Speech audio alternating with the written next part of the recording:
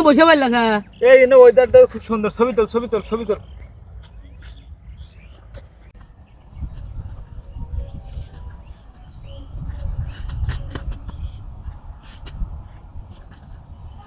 এই দে ছবিগুলো কে বলছে বেশ দাও পিক দাও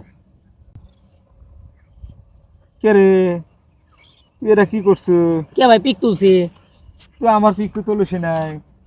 তুমি সাধারণত টিহা দিয়ে লোভ সামলা পারো নাই কে আমি সেদিন টিয়ার ছবি তুলে তুলছি তুমি যদি পরে আবার যদি সই না দাও যদি আমাকে টিয়া আবার না দাও তুমি সেদিন আমি তুলে তুলছি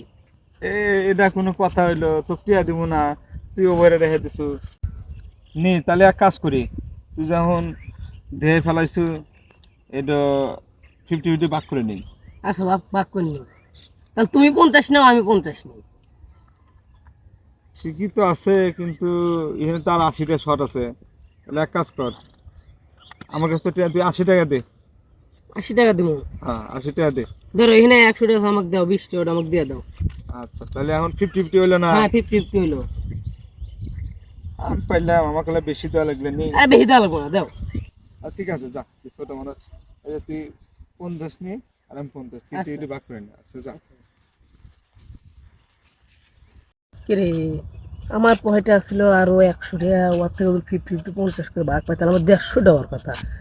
আমার 70 টাকা হয় কি আমি তো কিছু বুঝতেছি না না